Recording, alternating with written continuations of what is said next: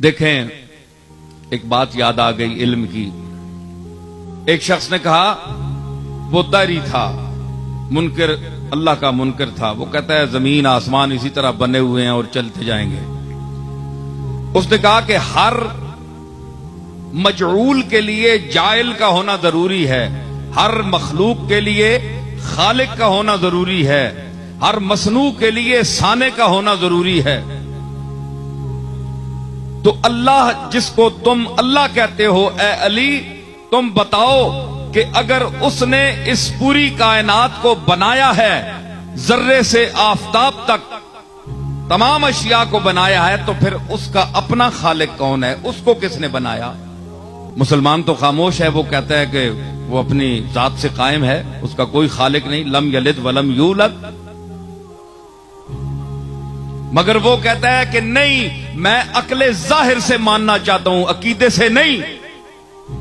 اگر میں قرآن کو مانتا تو پھر قرآن نے جو کچھ کہا ہے وہی میرے لیے کافی ہوتا. میں تو جس نے قرآن کو نازل کیا ہے اس کو بھی نہیں مانتا، تو قرآن کو کیسے مانوں؟ مجھے بتاؤ اے علی،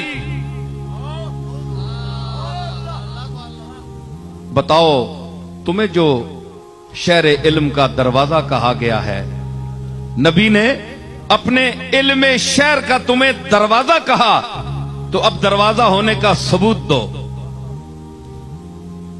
فرمایا مولا کائنات بولے، فرمایا نہیں مانتا کہ ہر بنانے والے کے لیے ایک بنانے والا، پھر اس کا بنانے والا، پھر اس کا بنانے والا. یہ تو دور و تسلسل ہے، یہ محال عقلی ہے، یہ تو ہو ہی نہیں سکتا. اس کی تو پھر کہیں رکاوٹ ہی نہیں. پھر اس کا بنانے والا، پھر اس کا، پھر اس کا، پھر اس کا، یہ ساری عمر تسبیح پڑھتے رہو.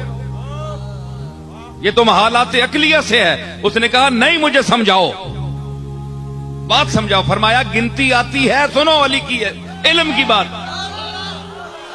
فرمایا گنتی آتی ہے جی، 1 2 3 4 5 6 گنی نا. فرمایا الٹے گنو.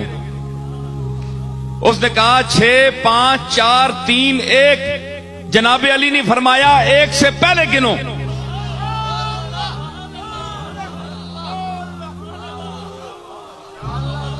بھائی آگے تو جا رہے ہو نا، 1 2 3 4 5 ہزاروں تک، لاکھوں تک، پیچھے گنو. اس نے کہا جناب 1 سے پہلے تو ہے ہی نہیں. آپ نے فرمایا کہ بے وقوف، یہی تو علی کہتا ہے کہ اس ایک وحدہ لا شریک سے پہلے کوئی ہے ہی نہیں.